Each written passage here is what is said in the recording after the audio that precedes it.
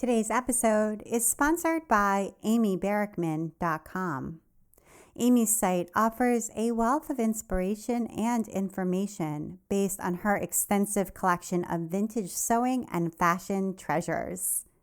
Follow her blog and newsletter as she curates timeless wisdom, fascinating stories, and handmade style. Vintage Notions is her award-winning book, and Vintage Made Modern is her mantra. Thank you so much, Amy. And now, here's the show.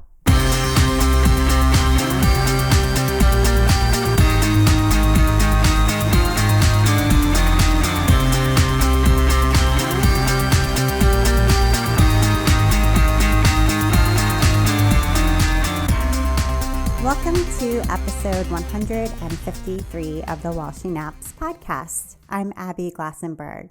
Today, we are talking about building an illustration business with my guest, Stacie Bloomfield.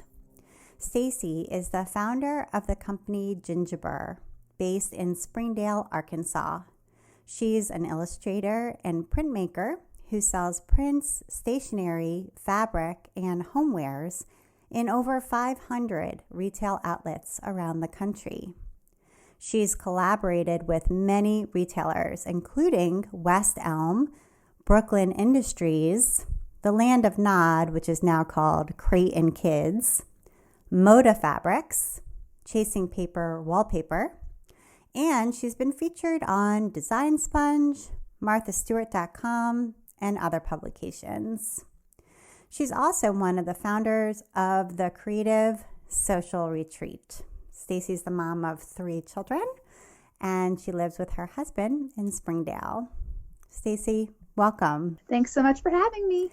Thank you very much for coming on the show. I have been an admirer of Gingiber products for a very long time. I remember taking a look at a lot of your gift products in the Moda booth, actually, at Quilt Market last year. They're adorable, and I'm excited to talk with you about the winding path toward how they landed there and in many other retailers. So it's going to be exciting. But we're going to, start with Springdale, Arkansas, because I think that's a pretty cool place to live. I know it's in the Ozarks where Tyson Food is headquartered, and I wondered if you could just tell us a little bit about the town and what it's like to live there. Well, wow, yes, Tyson Foods. We're actually like the chicken capital of the United States because of Tyson Chicken being in Springdale, which is funny. Anyway, yeah, I have been in Springdale, Arkansas for almost 11 years. Gosh, maybe it is already 11 years. And it is beautiful in Northwest Arkansas. We have beautiful seasons, hot, humid summers, which I'm totally used to now. Beautiful falls. Our winters are cold, but not too cold. It's super affordable to live in. And there's actually like a flourishing creative community here. And it's just amazing. I never thought we would settle here and be here as long as we have, and now we have no intention of leaving. So what brought you there? Was it your husband's job? I know he used to be a math professor. Was it his job that brought you there? Actually, his education. So we were looking for a university for him to get his PhD in because he has a PhD in mathematics now. So we were looking all over the country, and the University of Arkansas, which is where we ended up landing, had a really great program. And then Nathan had some family in the area. He was born in Arkansas originally, but hadn't lived there for most of his life. So when we were trying to settle, we were also newly pregnant with our first child, and we wanted to be close to family. So that's how we landed here. And then we just never left. Wow, that's so neat. And it's neat to live in a place that's both affordable and beautiful and has like a little arts community. I think that's really cool. So yeah, that's neat. So, okay, where did you actually grow up? Where were you born and where did you grow up? I was born in Dallas, Texas, and I lived there until I was, maybe 10 or 11. Then my family moved to Springfield, Missouri, which is actually not very far from where I live now, maybe 2.5 hours. But when I was 11 years old, we moved there, and my parents enrolled me in a small private school, and that's where I met my now husband, Mr. Nathan Bloomfield. He was 12 and I was 11 when we first met, and it was just, we both lived in Springfield and kind of grew up near each other. And yeah, so I would say I'm like a Springfield, Missouri native, but now I've almost lived in Arkansas as long as I lived in Springfield. So who knows where I'm from? I don't know. And what did your parents do for work? Well, my mother was a stay-at-home mom for most of my childhood. Now she's a preschool teacher. She's always loved children. And then, weirdly enough, my father actually owned a printing press company. So he did like four-color printing. He had his own press and staff, and they did, before online printing and the internet was a thing, they printed everyone's business brochures in the Dallas Metroplex area. Not everyone's, but like a segment of businesses. He was their printer. And then he became a printing broker, which he was the middleman between the actual physical printing and then the businesses. But then the internet got really popular, replaced the middleman. So he became a realtor after that. Got it. But you kind of had a model, it sounds like, of entrepreneurship and really of creative entrepreneurship. I think so. Yes. I always watched my dad own his own business, and I saw how hard it was and how much time and dedication it took, and also the benefits of how he was able to be with our family a lot because he owned his own business. He was able to set his hours. And I think about that a lot now that I own my own business. I think about how can I best serve my family with my time. And I also try to make sure that I'm really wise with my business decisions so that my family can be secure, Yeah, that's neat.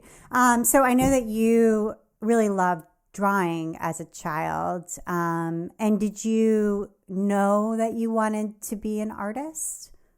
Yes, I have always known I wanted to be an artist. I also thought maybe I'd be a professional softball player because of the movie A League of Their Own, which my parents let me watch as a child, and all the bad language and sexual innuendo went right over my head. All I saw was softball and Gina Davis, and I thought maybe I could do that. But really, I always wanted to draw. That's my earliest memories of drawing with my dad. He would doodle an animal and I would copy him, and that's all I've ever wanted. Okay. And I know in high school, you were kind of a leader. It sounds like you went to that same small school when the same school that you first went to when you moved out to Missouri. And yes. You were like student council president. I was everything I could possibly be. I was student council president. I was head of the Fellowship of Christian Athletes for a while. I National Honor Society, captain of the volleyball team. I played on the men's golf team because they didn't have a women's golf team. And I was briefly a cheerleader only because I was like, gosh darn it, I haven't tried this yet. Maybe I could do it. Turns out I was really clumsy and my arms are longer than the entire height of my body. So I wasn't really the best cheerleader, but I've always been really driven to just be involved and to do everything I can, 100%. So. And I know that you asked your now husband, but in high school you asked, your boyfriend at that time out on your first date. And I love that because I actually asked my husband out on our first date as That's well. That's awesome. Yes. Yeah. Nathan Bloomfield was the boy that I always admired, but never knew if we would actually be able to be together. So he had already graduated high school and was in college, and I was a senior, and I was in charge of my student council, and I'd planned the entire, what we called prom. We weren't allowed to call it prom because it was a religious institution, so we called it non-prom. But, you get dressed up and you have a date. I didn't have a date, so then I just sent Mr. Nathan Bloomfield an email, and turns out he doesn't really check email, so he didn't reply to me for maybe 3 weeks. And then he was like, oh, yeah, okay, I'm sure we'll do this. Sorry it took me so long to get back to you. And I was like, whoosh. And then we hung out right before that. And he said he knew I was the one. He knew I was the one right then. And I was determined that we wouldn't be that serious, even though I'd always loved him from afar because I didn't want to be that girl who was really serious with her first steady boyfriend. But here I am now, been married for 13 years to him. That's awesome. And we're going to loop back to this because one of the things that you are amazing at is pitching yourself. And Yeah. I just feel like I'm actually pretty good at pitching myself as well. And I think asking your spouse out on the first date is maybe a sign of It's the ultimate people. pitch. Right. When I saw that you had done that, I was like, yeah, that's a sign of being good at pitching yourself. So anyway, I thought that was really interesting and funny. But so okay, so you went to college, and it sounds like you were always kind of a planner or a person with a plan, even in Yes. college. Oh, yes. I was notorious for this 5-year plan that I would like write and rewrite and carry around with me all the time. When I was stressed, I would look at my 5-year plan. When I was like making decisions, I would look at my 5-year plan. And the plan was always kind of in flux, like it changed as it needed to. But I always was the girl who's like ready. I was like, I'm going to graduate faster than anyone else because I'm so organized and so well planned out. And it's actually like funny now looking back because my life plan is so different than what I wrote down it would be, but I'm totally okay with that. So, what did you at that time? I mean, I can't imagine you necessarily thought I'm going to become an illustrator and license my designs. And, I mean, the internet wasn't the internet that we know of. And Totally. so a lot of the possibilities that exist, you couldn't have imagined. So, what did you sort of think at that time life was going to be? Well, I knew that since Nathan and I were pretty young, we got married when I was 20 and he was 21. We were still undergraduates. I knew that I was going to have to be really making good use of our time and my like money. So I always had a job through college. I worked like crazy. I had internships with like the local our university had a graphic design department that did all the work for the whole university, and I got an internship and then a paid position there working for them. And I just knew because we had chosen to get married at a young age, my husband had a lot of education ahead of him, that I had to make really wise financial decisions. So at the time, I thought I would just become a professional graphic designer because that's all I knew was available to be a creative. I had a fine art background, but I got the graphic design degree as well because that's stable and steady. Right, right. Mm-hmm. Yeah. And then it's funny. I've talked about this with my husband a lot. Like, if we could go back, what would we change? And maybe I was so focused on being responsible, it led to me making a couple of decisions. Like, for instance, I had an opportunity to work in my hometown at a publication that would have been a really great, like, jumping career position into getting into graphic design and doing that career I wanted for myself. But they had horrible insurance. So I had always worked at Starbucks from the time I was in high school all the way through college. And so I chose to move up in management simply because it was the practical thing to do. I worked for the insurance and I became an assistant store manager and then eventually a store manager while my husband was pursuing his PhD. And I kind of put art on the back burner simply to be super responsible. So, I Mm-hmm. mean, that's kind of where my plan diverged a little bit. I thought I would become a graphic designer and just have that career and see what happened with it. And then, the recession hit and life was the way it was. And so I was super practical. Yeah. Yeah. Okay. So, I can totally see that. You've got a really practical sort of decision maker piece of you for sure. And so I'm wondering how art came back. It sounds like you were pregnant with your first child and just sort of, and I think it's interesting that this is what brought art back because I think it's true for so many people, specifically really for people who make quilts. It seems like that's the thing that gets them into quilting is they want to make something for this baby. And so they start, quilting and then they can't stop and it becomes a business. Oh, yeah. But for you, it sounds like, you wanted to decorate and make things for the baby's room and that was the impetus to get back to art making. It was. And honestly, it was the way I got my life back into my plan, I guess you could say.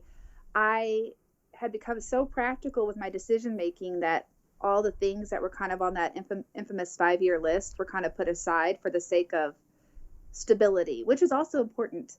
But then we were pregnant with our first child, and she was born, and I was working like crazy at Starbucks, and I honestly wasn't even around her a lot during her first year, which is heartbreaking. My husband took care of her more than I did.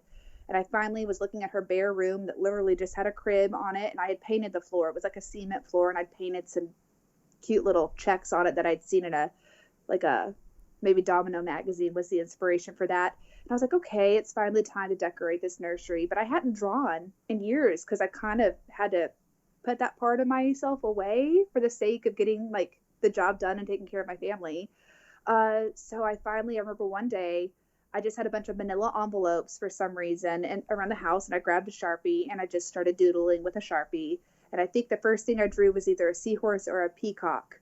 And I drew, I just kept going. So each animal that I drew had like a number in it. So the animal was the shape kind of the number. So I did a series of 1 through 10 and just real quickly did that. And my husband saw it and he said, wow, Stacie, these are really cute. I was like, yeah, I think I'll put them in Violet's nursery so she can learn to count whenever, be familiar with the numbers. And I'm not around her a lot, so at least that she'll see my work.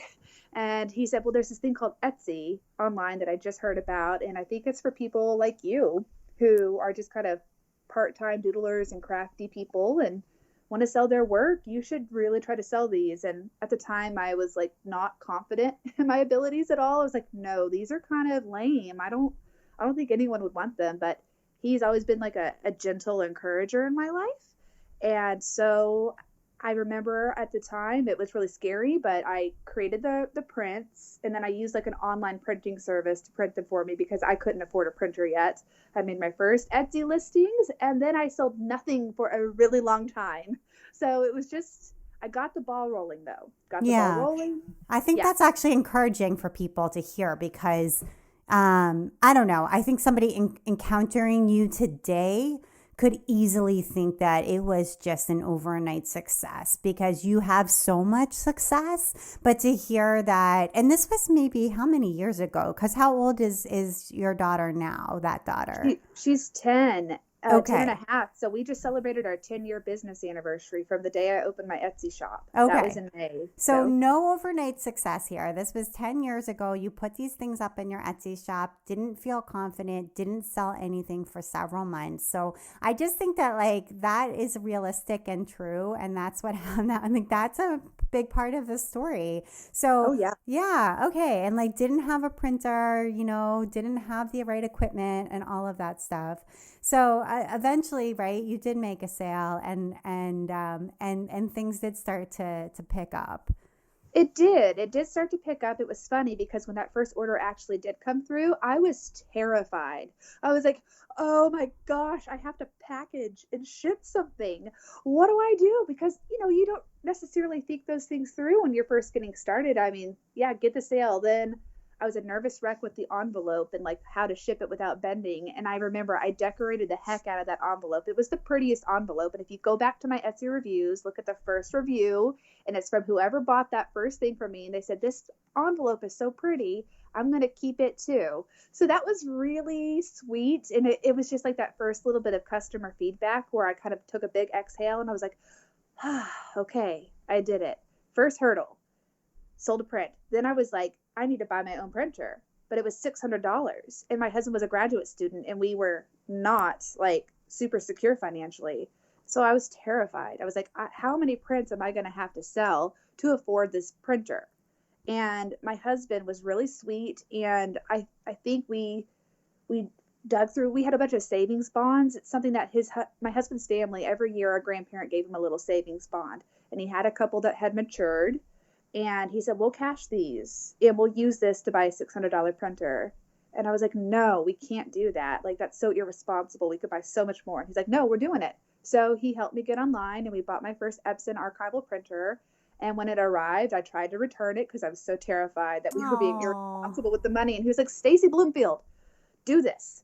Because he's just always been this gentle source of encouragement in my life. And so I remember I learned how to use my printer. I learned how to coordinate like my color settings with Adobe, Creative Suite or whatever it was called 10 years ago. And I started printing my own prints in-house. And all of a sudden I realized I can do so many things now. I can print calendars. I can print cards. I can really increase the volume of the products I'm offering because I've just removed a bottleneck. Now I have my own printer. Right. And you're still working at Starbucks.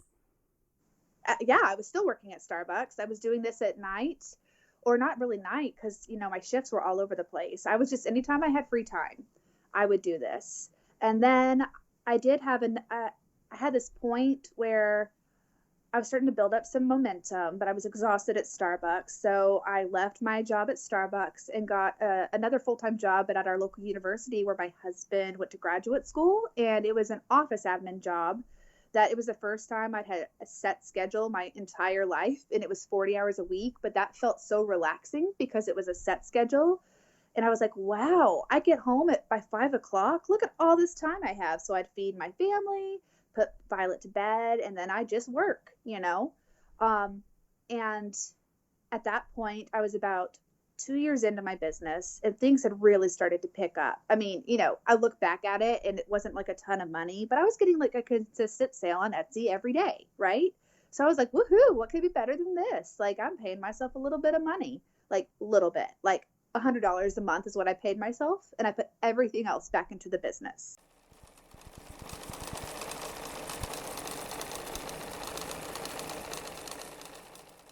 I want to take a minute now to talk with our sponsor, Amy Barackman. Hi, it's Amy Barackman from amybarackman.com. And tell me what's new with you, Amy. Well, you've been really diving into kind of your love of vintage, I feel like, over the last couple of weeks and months. I have. Particularly, I've discovered Amelia Earhart's connection to sewing and fashion. Oh, really? That's cool. Yeah. And, serendipitously, there is this search for her plane that's taking place right now that National Geographic is chronicling.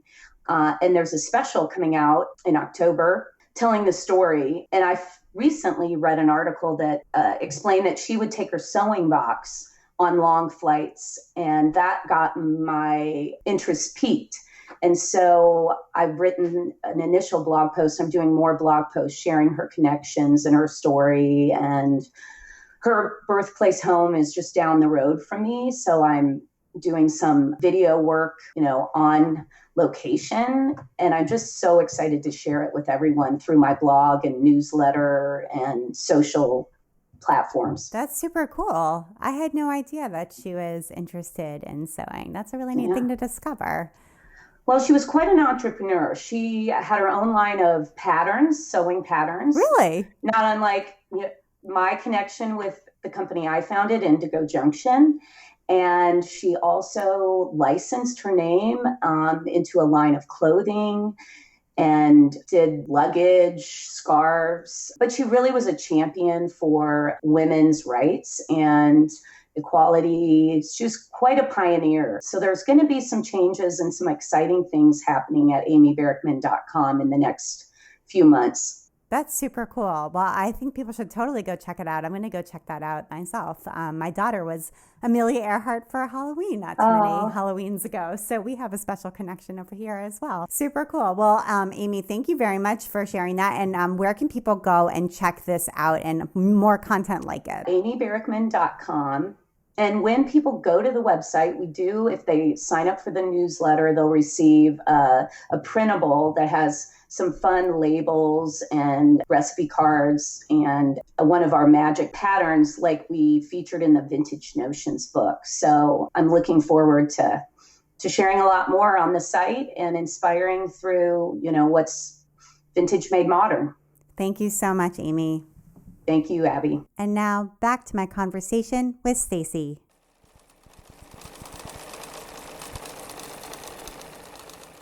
I know you were featured on a few blogs, and that can really help. And especially, back at this time when being featured on a big blog really changed things in a way that maybe now blogs, it's a little bit of a different landscape, but you were featured on Decorate. Yes. And that feature really propelled the business. Yeah, so that was year 2. I was working at the university, and I'll never forget, like, because I read that blog all the time, and she had an Etsy Take 5 Tuesday feature. Yeah. And I always thought, ooh, if only I could be on there. And she just found me on Etsy because that's how she did it. At that point, I wasn't really pitching myself to anybody because I didn't know I should.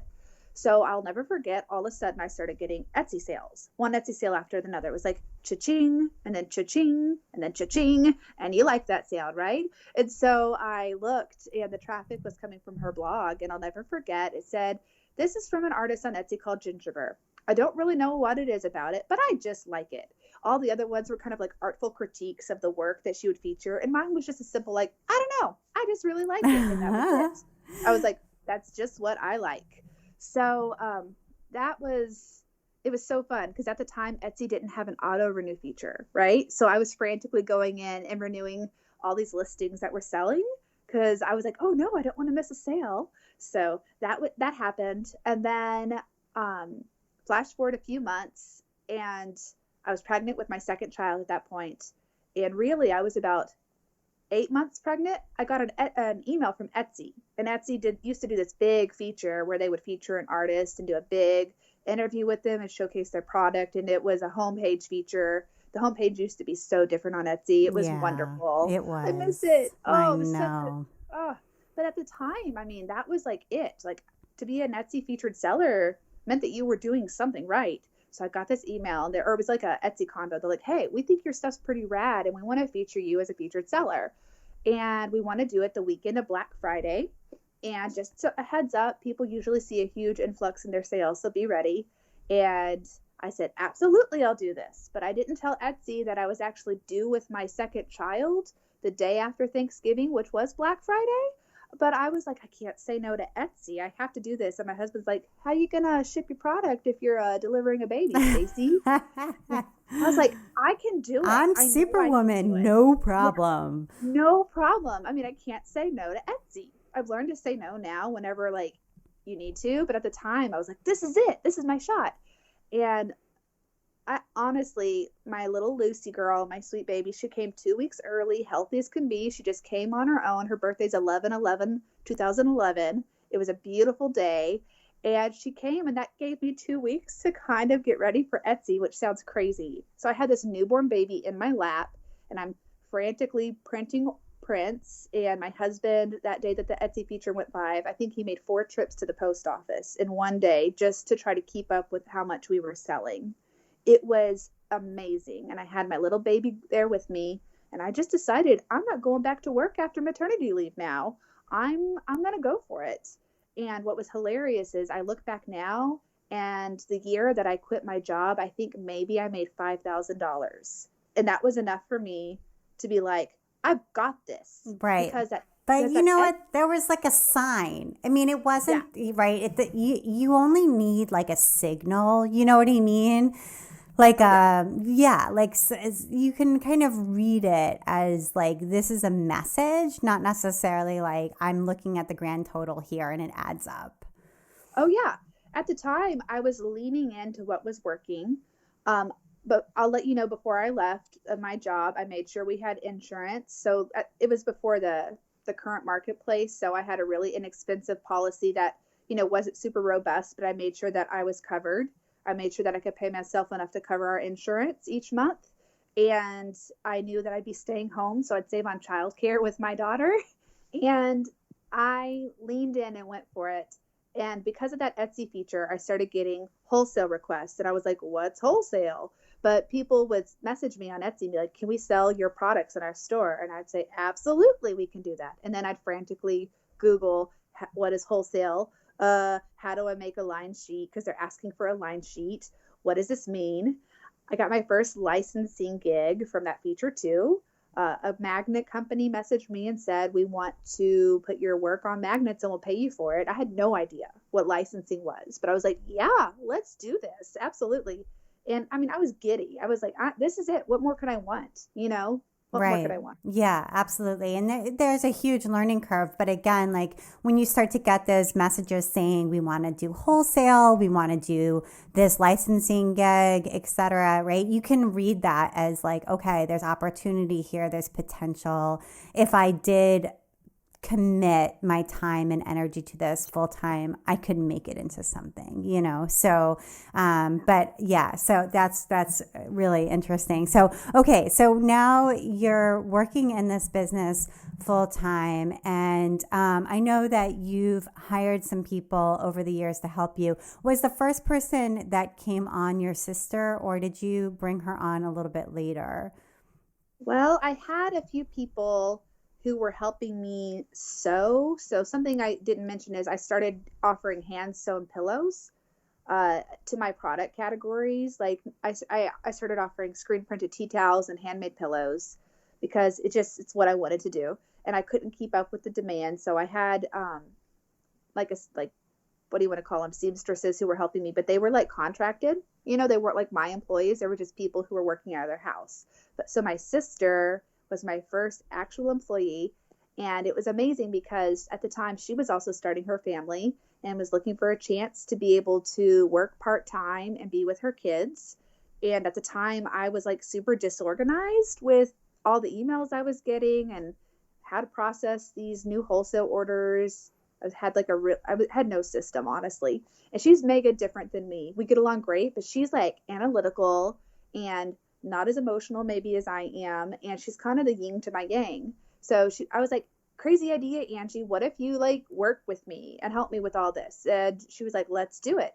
So that was maybe 7 years ago. So she's been with me that long, which is crazy. Wow. And she's not a contractor. She's actually an employee. Now she is. Okay. She lives in Oklahoma, and she works remotely, which is funny, right? Like one of my first hires was remote, but it's because she was just the right person for the job. Like I know a lot of people would advise against working with family, and not every family member maybe would work, but Angie and I had a real like heart-to-heart conversation at the very beginning about how we would protect our sisterhood, that relationship, and how we would handle work. And I can't imagine having like grown the business with anybody else. Do you know what I mean? She's my biggest cheerleader. I trust her implicitly. And when it's your first time, like having an employee, like trust is so important whenever you really are kind of learning as you go. So I felt super safe with her. Yeah. That's great. Yeah. And I think that's really important as far as working with family and having that heart-to-heart conversation about protecting your relationship, because I think a lot of people do bring on family members and don't have that conversation at first. And then things can go sour and you just don't think it's ever going to happen. But then you have, your family forever. And that can really ruin things in a bad way. So I think that's a really important point for sure. And I know that you had said in another interview that I had watched, I think on YouTube, about making some mistakes regarding like employee like tax law and things like that. And I have some familiarity with this because I recently hired my first employee, and I used Gusto Payroll because just hiring an employee is incredibly confusing. There's like workers' compensation and all of this stuff. And without their help, I would never have been able to do it and comply with the law. So I wondered if you wanted to talk a little bit about sort of the mistakes that you made there, because it's really complicated. Oh, yeah. So it's a couple of things. First of all, you don't know until you know.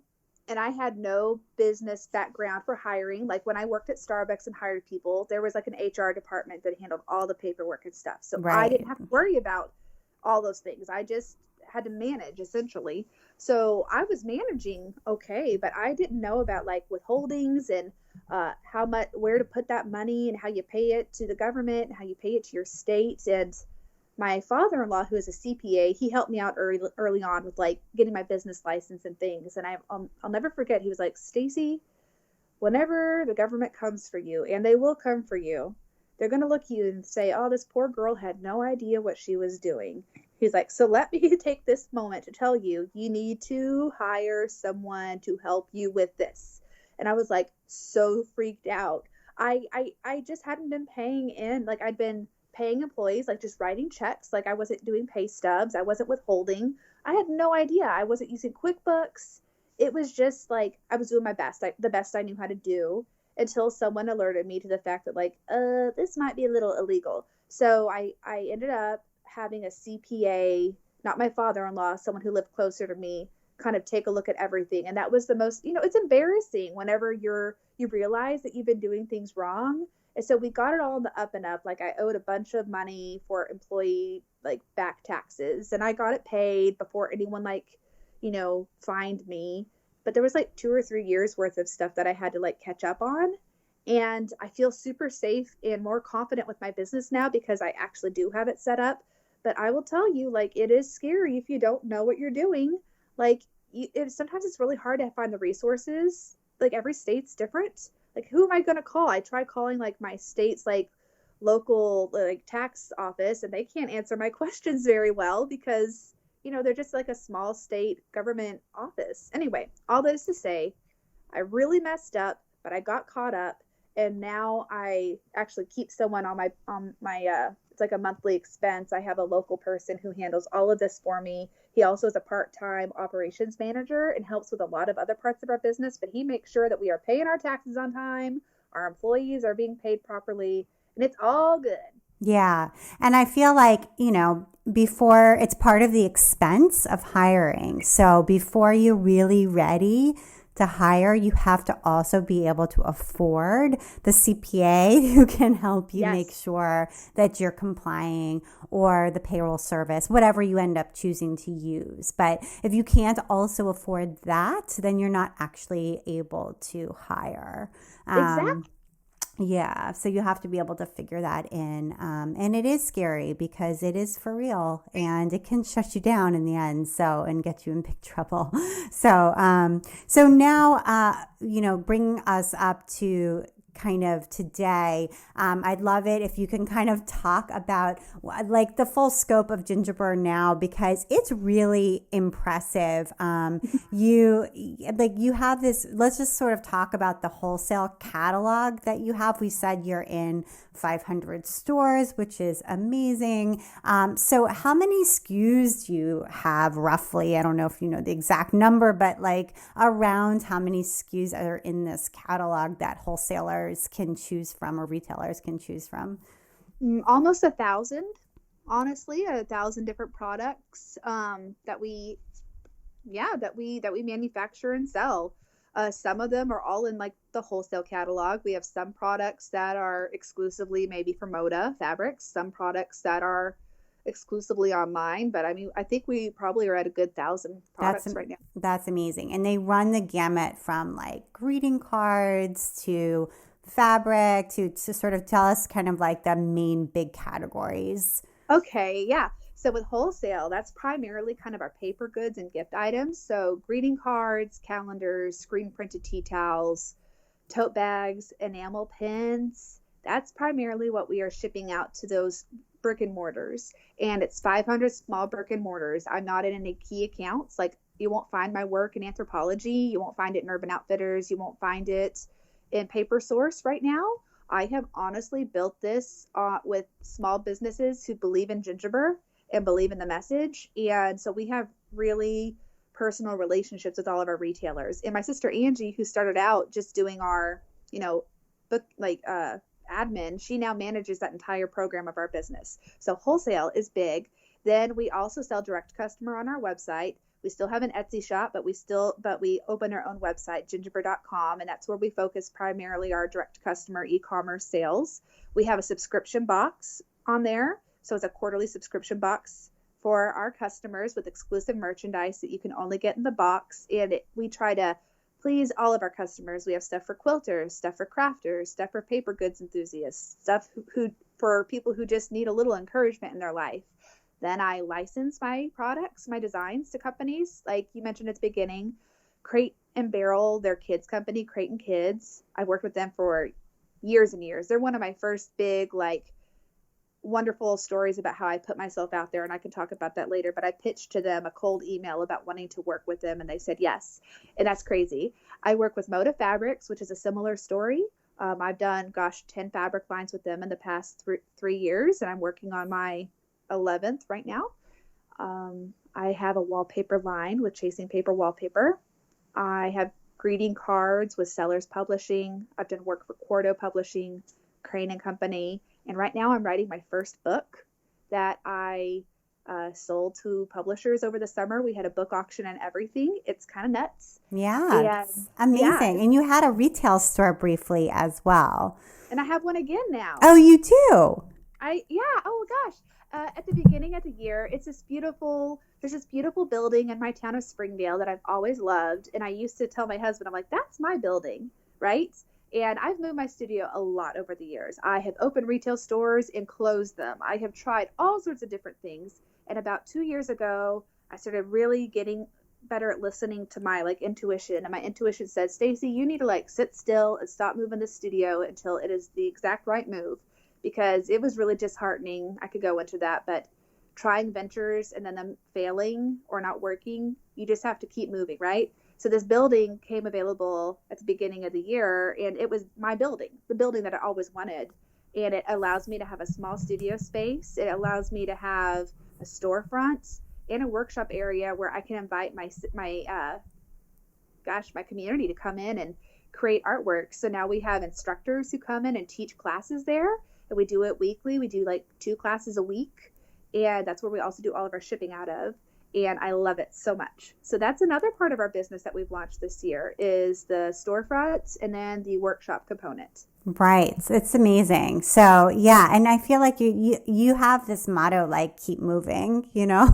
And I love that. And I do want to talk a little bit about pitching because we talked about it briefly with asking your husband on the date. And so let's dive into that now, because this is a huge part of the secret sauce for your success.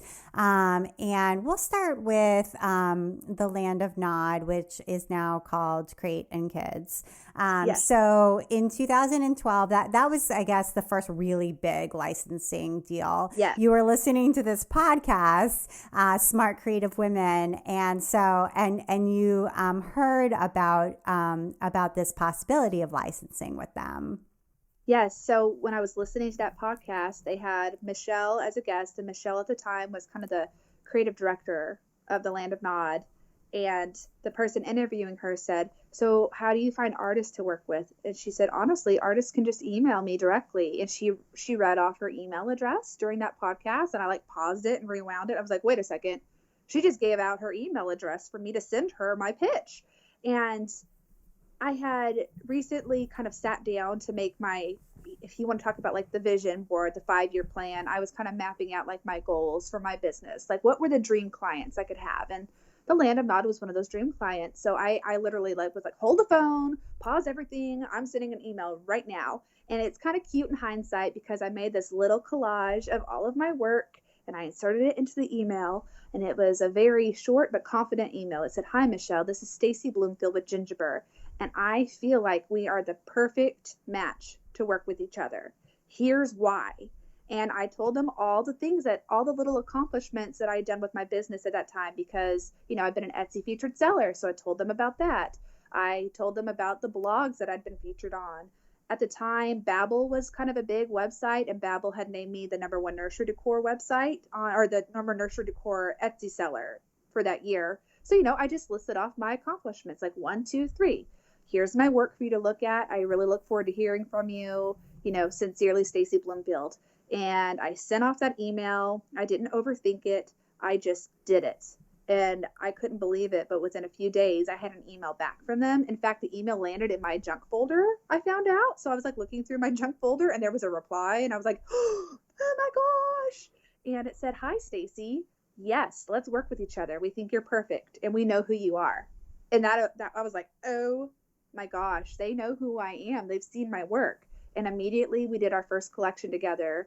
And I learned from them about product design and mocking up work. And what the Land of Nod has you do is you don't just send them artwork, you're actually creating the whole product. You're like creating the renderings, the measurements, everything. They like really throw you in. So I learned about product development from them. I learned about licensing. I learned about how to create a repeat pattern. Like not the best way to create a repeat pattern, but I figured out how to do it so I could work with the Land of Nod, right? And there it was. And my stuff debuted about less than a year later. And it was like a pinch me moment. I couldn't believe it. And it was all because I stopped. I listened to my gut. I listened to this podcast that day. She was the guest. She listed her email address and I just went for it. I did not overthink it. And that's how I approach all of my pitches now. I now have a big list of all the companies who are the dream companies I want to work with. I actually have a list on my phone on one of my Wonderlist. It's an app that I use for keeping track of lists. And I have a category for creative directors and a category for manufacturers and a category for other small businesses I would like to work with. And what I'm really good at now is I pay attention to who's working with who. Whenever someone talks on Instagram about a company they're working with and they thank someone, I figure out who that person is that they thanked, because sometimes they'll tag them. That's how I find all of the people to work with. Do you know what I mean? I just really pay attention. Yeah, you have to watch, right? It's a lot of watching, like who is saying what to whom. It's like reading the acknowledgments parts of books, right? Absolutely. Somebody thanks their editor, they thank this person. It's like, who is that? Go look them up, find it out. You know, you really need to follow those trails. And the other thing I was going to say is they knew who you were, at Land of Nod, because you put your work online. Right. So you would put enough of your work online consistently over time that, Babbel had named your Etsy shop the home, the nursery decor Etsy shop of the year. And so, in other words, your work had been seen online over and over again in enough places that when Michelle got the email, she recognized it. And she's like, oh, I've seen this before. Right. And I think that there's a fear that some people have, that if you do that, people are going to copy your work, right? And then it won't be yours anymore. Somebody's going to take it. They're going to manufacture it in China. They're going to take it and sell it themselves or whatever. And so you have to hold it close to your chest and not share it. But if you had done that, you wouldn't have been able to succeed in these pitches. Absolutely. And let me tell you, I have experienced all of that. And I am still here running a successful business. I've had my work taken. I've had it manufactured overseas. I've had it ripped off by companies that people know the names of. And it is disheartening. But at the same time, I'm still selling my work and I'm still creating new work. And if I had this conversation this weekend at a retreat that I led, an artist retreat. Like there are a lot of people who are afraid to even post on Instagram. So they're not getting started because of this fear of what could happen. But also, what could happen if you put it out there and the right people see it? Do you know what I mean? Like there's no way of knowing. So all you can do is dive in, jump in, put yourself out there, and keep creating good work. Just keep creating good work. So that the designs that the Land of Nod licensed, they still sell them, but there are a lot of companies overseas that saw them and they've ripped them off. And gosh, if I had let that stop me, like I wouldn't have a business anymore. So you have to there's good and bad in any situation. Yeah. You just keep going and keep moving, right? That's the Gingiber motto, keep moving. Okay. So let's talk about Moda. So, sounds like it was a pretty similar story. You wanted fabric, and you pitched. Was Moda the first company you pitched? Did you pitch other companies, and how did you craft this? Like, how did you make this happen? Yeah. So I decided like I should be making fabric. Whenever you do this for a long time, you'll get customers to suggest things. And I'd had a lot of suggestions like, why aren't you making fabric? I was like, I don't know why I'm not making fabric. That's a good point. Why am I not in fabric? So that's when I actually taught myself the proper way to do a repeat pattern for fabric design. Like I had kind of figured it out for the Land of Nod for those projects, but it wasn't really like the most efficient way. So I learned how to make repeat patterns properly and using my time better. I put together a couple of little collections of my patterns, and I named them and everything. I took it real seriously. I'm like, this is this collection. It's called like Day at the Zoo, and this collection is called In the Garden. And I made little PDFs of them. And I pitched to Moda. They were probably the third person I pitched to, but I pitched to two other companies that a lot of indie designers at the time do a lot of work with. And then I had a friend who had worked with Moda. She was a fellow stationery designer. And honestly, this is where you're going to laugh, is because I had no idea who Moda was, because they weren't a company that indie designers were working with. They were like a quilting fabric company, right? Mm-hmm. And I really thought that the illustrator path was to go down to this, like, go with these really trendy, but a lot smaller fabric companies, you know? So I asked my friend, do you like working with your fabric company? And she said, yeah, they're the best. Moda Fabrics. And I said, so I should pitch to them. She's like, absolutely. Here, let me give you their contact information. Because again, I asked someone who I knew and built a relationship up with about, like, ask for help, and she freely gave me that information, which that's happened a lot in my career. Like, you're nice to people, you build up relationships, and you never know whenever something good can come out of that. And also, you have to be giving yourself as well. Yep, like, you can't always just take. You have to be somebody who's generous. It. Yeah. That's what I was going to say. Yeah. Like, it's been me sharing my information with people, sharing my story, talking about resources with people freely. And again, you don't want to be the person that's always asking for things for people, because people can sense that, you know, like, it's a challenge, it's a little balance. But she said, you know, pitch to my company. So I sent them an email and I was like, hey, my name is Stacie Bloomfield and I would really like to make fabric with you. And I sent them my designs, and we were on the phone the next day, and they actually hated all, I don't want to say hated, because they're probably listening to this. Hi, Jamie. They didn't hate the designs, but they weren't the direction that they could see it going. And instead, they had browsed my website, and they saw a lot of my black and white illustrations. So I do a lot of, like, really fine detailed illustrations that are black and white of animals with lots of texture inside of them.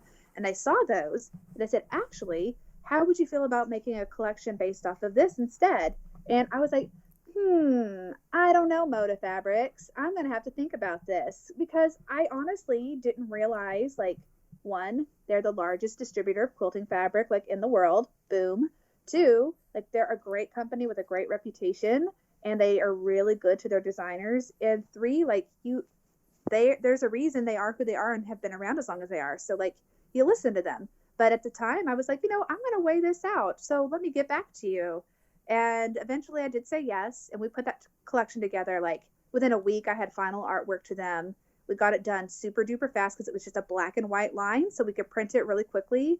And then I went to my first quilt market, and I had no idea what I was doing, because I'm not a quilter by trade. I'm an illustrator. And it became very clear to me that, like, Moda is kind of a big deal. And I felt super, like, embarrassed maybe, but also humbled. Like, oh my gosh, like, they just took a chance on me, and I can't believe that I didn't really know who they were. But once I did figure out, like, who they were and how great the quilting community was, I threw myself into it, like, 200%. I started designing quilt designs and hiring quilt pattern writers to help me bring them to life. And I really started trying to figure out who my audience was with Moda. And I have leaned into it so hard, and I love it. And I love being with Moda. And honestly, fabric is my favorite part of my job now. Getting to design fabric and the collections, it's the best. And Moda's the best. So there you go. Yeah, that's great. That's a great story. And I know you also go to the National Stationery Show as well, and you've done that show many times. Yes. And it's interesting, because if you've ever done Quilt Market, the feeling of Quilt Market is so different than a trade show for stationery. They're a night and day. Tell me the difference. I've been to Quilt Market many times, but I've never been to the National Stationery Show. So how are they different? Yes. Well, first of all, Quilt Market is usually held either in Houston during the fall, or, you know, they travel. But a quilter is a whole different breed of a person.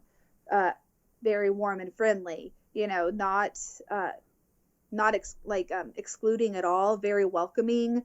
Everyone is just excited to see all this beautiful work. And as a designer, at least how Moda does it, I just get to go set my booth up and be there and visit. And I'm not writing the orders because Moda has reps that write the orders.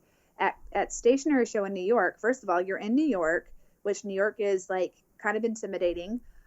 It's retailers who are only looking for paper and gift items. You are building an entire hard wall booth, like a 10 by 10 foot miniature storefront, and you're writing the orders yourself.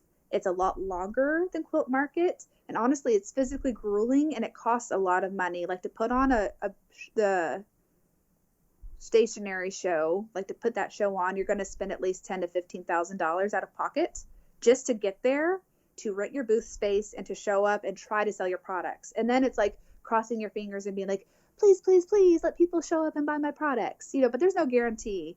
But with Quilt Market, your overhead's a lot lower. Your audience is just a whole different target audience. And honestly, it's a lot less pressure. It's a lot more fun. But yeah, That's so interesting. Yeah, what an interesting difference for sure. It is. I mean, I think if you were the owner of the company, so Moda itself, right, is buying 16, 18 booths and flying out their entire staff and all of that. So they, as you said, are paying the bill and it's really, really expensive for them. So it's a different perspective for, Mark Dunn and his family who are actually footing the bill. But for you as the designer, and it is your wares that you're there to help sell, it's a very different feeling. Yeah. And, also, I'll just say that there are other fabric companies that have their designers pay for all of the things that Moda covers for us. Because like I said, Moda's really good to us. And I'm not saying other companies aren't, but I do know that other companies have their designers pay a lot more out of pocket to participate in Quilt Market. And that's just one of the benefits of being with Moda. They make it really easy for their designers to succeed and to shine. Yeah. And that's one of the reasons I love them. But that's nice to hear. Yeah. Yeah. The Dunn family is amazing. And I'd say that even if I wasn't with them, like just their model, if you look at how their business has grown and how they've done it, like with money, with cash and like not having to go into debt, like it's phenomenal. Like it's an inspiration for anybody.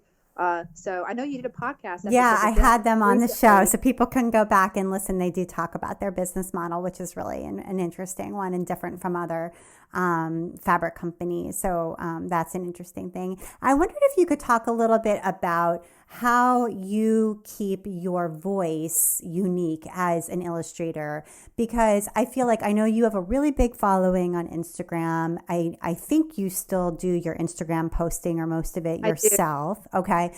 So that's something, a place where, you're probably on Instagram on a daily basis, posting, responding to comments. And you said, you're looking at who's posting and thanking other people. So you're probably, looking in your feed on Instagram as well, which means you're seeing other people's artwork. And, there's compare and despair. And there's sort of a feeling too of just being just visually inundated and influenced, even if you don't really want to be, by trends, by other people's style and color and imagery, and it can kind of creep in, and all of a sudden it's like, is this really my work? Is this really my voice?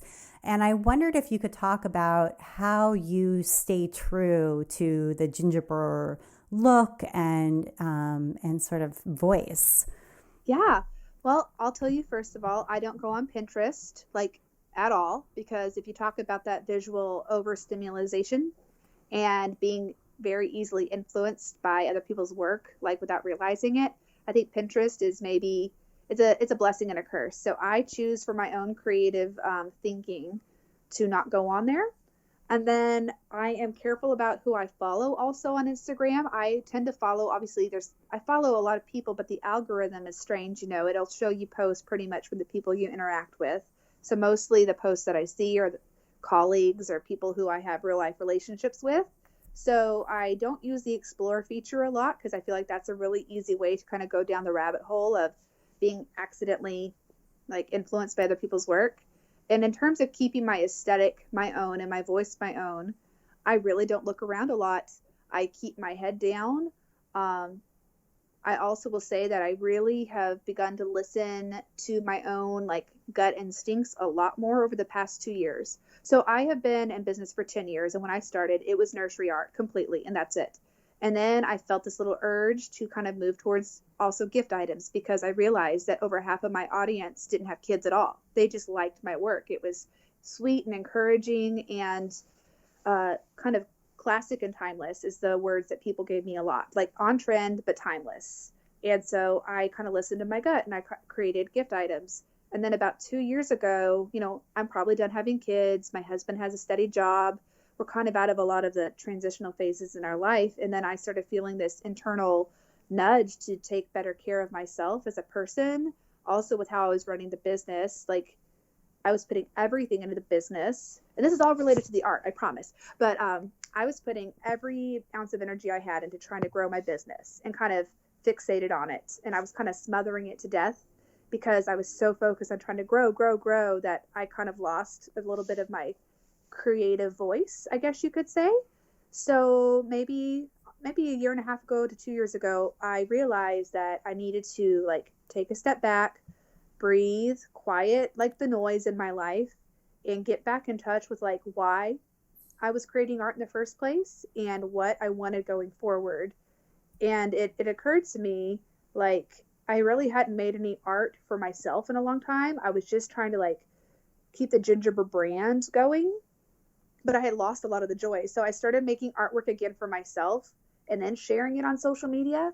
And then what was nuts is people were responding to it way more than they ever had before. Like they still loved the cute stuff I'd done before, the nursery art and the gift items.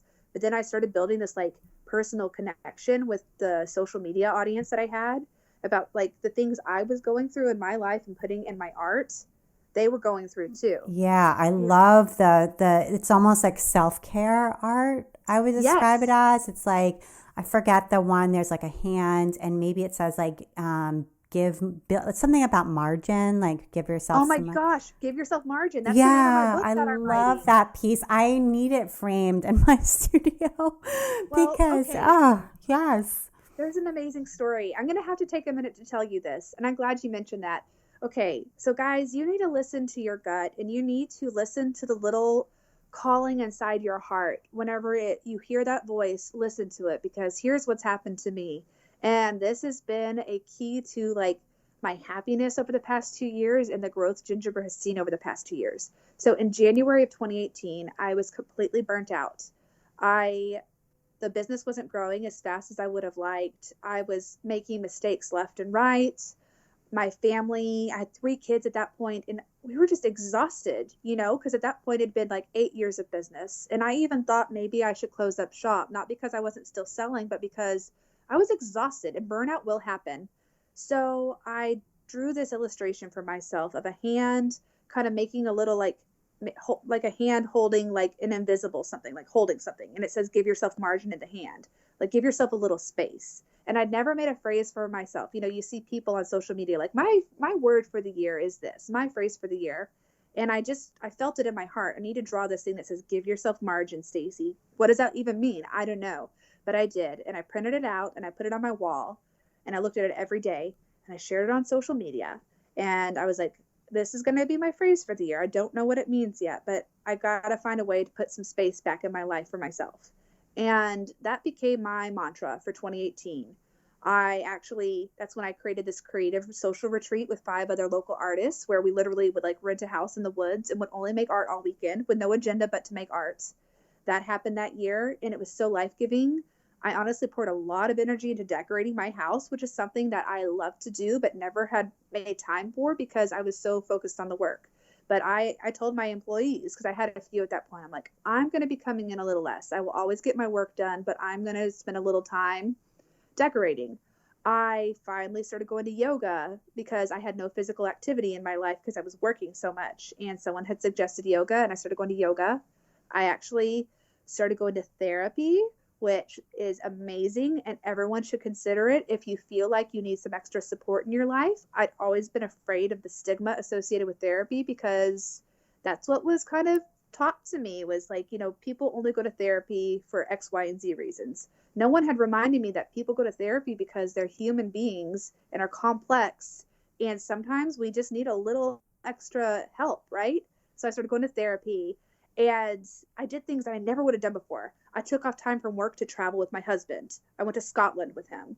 And I cannot even begin to express what happened in my business and in my whole well-being. But every time I put myself back in my life, I gave myself a little margin to sleep more, a little margin to cook, a little margin to decorate. Like, doors kept opening up in my life.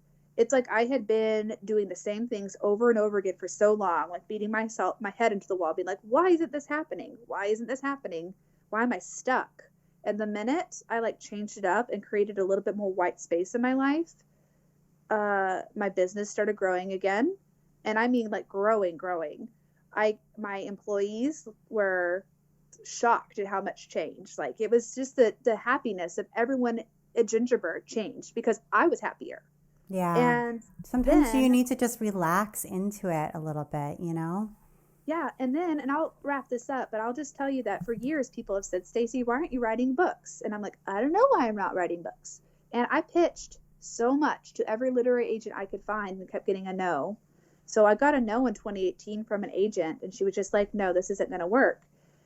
So I kind of put it away, tucked it away in my heart. And I'm like, this might not be the right time. So then in 2019, almost a year to the day that I posted the hand image that said, give yourself margin, I drew something else. I drew my goals for 2019. And I said, this year, I really hope that I can find an agent who believes in my work as it is and wants to write a book with me. And the next day, I got an email from that agent who had said no to me. And she said, Stacie, you keep coming to my mind, and I don't know what it is, but I have regretted not working with you ever since. And I was scrolling your Instagram feed, and I saw this image that you drew of a hand saying, give yourself margin. And I feel like that's the book we need to write together. A book of encouragement for women just like you and just like me, who have like removed themselves so much from their own lives for the sake of everything else that they've lost themselves. And I think this is the book we need to write together, is to give yourself margin. So that's the book I wrote. And that's the book that's coming out in fall of 2020. And it's kind of nuts, right? That is so funny because I actually had no idea, but I was, looking at your Instagram in preparation for this interview, and that image stood out to me so much. So that's just it's just striking. That's so interesting that became the image that was the starting off point for the book. I didn't know that at all. I know. And it's a little confirmation that if I had set out to write that book 2 years ago, it wouldn't have happened, because I had to like go through the process of living a little bit and experiencing things myself. If I had been like 2 years ago, I'm going to write an encouragement book for women, it would have been like, okay, and what's it going to be about? I have no idea because I haven't lived it yet. So I had to kind of live a couple of things over the past 2 years to have something to draw upon.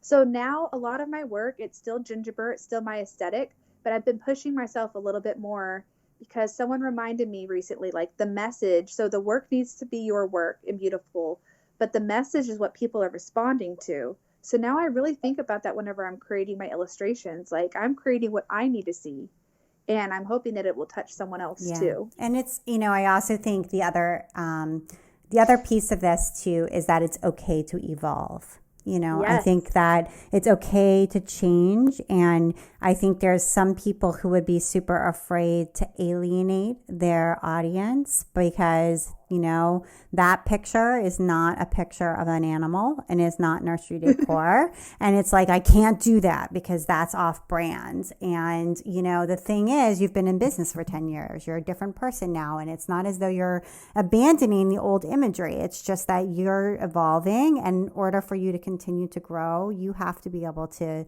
change as a person, and your imagery has to be able to change along with you. And I think that's important, Super. Yeah, thank you so much for sharing that, and also for sharing about your willingness to go to therapy, because I agree with you 100% on that piece as well. As a person who has also gone to therapy at different times in my own life, so I think that's really important to share and give people the confidence that that's okay to go to therapy. It's in fact, all human beings benefit from therapy. Okay, I wanted to get to your recommendations. So you wanted to recommend Procreate and the iPad. Mm-hmm. Well, I will say that I have always drawn by hand with pen and ink, and then I would scan it into my computer, and that's how I would create my work and color it. And I still do that a lot, but I've been really bad always at keeping like consistent sketchbooks. I have a lot of sketchbooks and I draw on them from time to time, but it never fails that I'll misplace a sketchbook, or I won't have it with me when an idea strikes. So I'd seen everyone using the iPad and Procreate, not everyone, but a lot of illustrators who had started like using it as a, digital sketchbook and just keeping it with them. And I finally saved up enough money to where I did that for myself. And it kind of changed my workflow. It's made me a lot faster. I still draw by hand with paper and pen, but having an iPad is just a really nice way to get ideas down really quickly and to edit quickly. And then the key is making sure that stylistically it matches the style of your pen and ink drawings, which that's just something you have to learn by doing it. But I just love how efficient it is, and it has allowed me to get a lot more work done a lot faster. I've started doing client work with the iPad, and it's kind of nuts. I really dig it. I love it. A lot of the illustrators that I have had on the show have recommended various apps, but have recommended drawing on the iPad. It's interesting, and they all seem to have a learning curve and then really love it. So, so that's interesting. Okay, hand embroidery. I also love hand embroidery. Yeah, I love it because I'm someone who draws a lot, and I'm at my computer, and I love to be creative.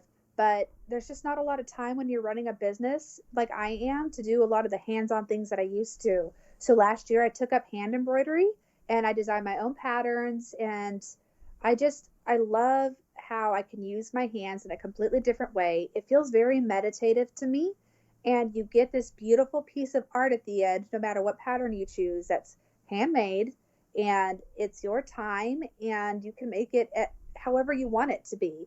And I love that. So often now I will spend evenings kind of doing hand embroidery work while I'm kind of chilling out for the rest of my day. It's still creative work, but it just uses a whole different part of my brain, and I love it. Yeah, it is nice. And you can embellish clothing. You can, there's just so many different ways that you can use it, or just make, a standalone piece. But it's really meditative and relaxing. And I love it too. So, and also you wanted to recommend Shibori indigo dyeing, which I haven't tried yet, but I've had the kit on my Amazon wish list for like a year.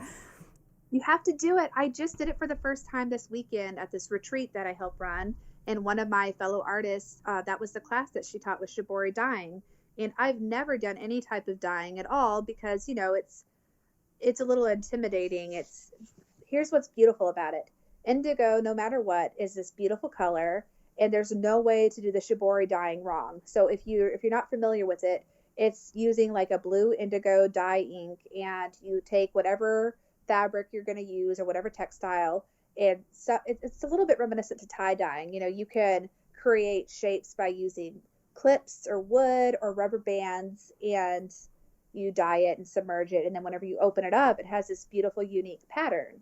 And there's no way to do it wrong, which I think if you're a perfectionist creative, like, it's a really great way to get out of your comfort zone and just make things.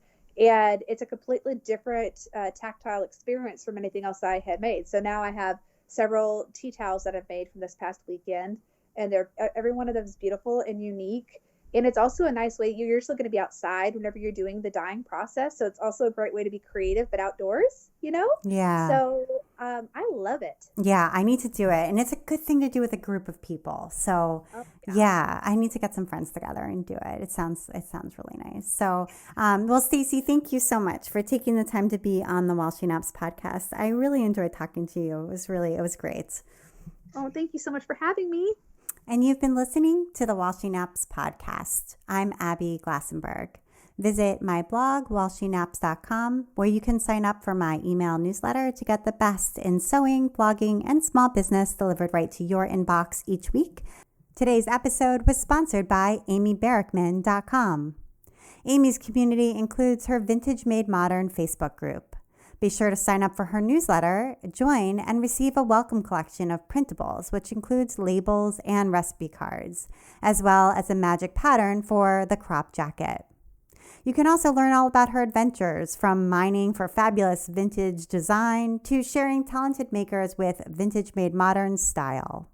And of course, follow her on Instagram at amybergman_studio. Thank you so much, Amy. And if you enjoy the show, tell a friend about it. Thank you so much, and I'll see you next time.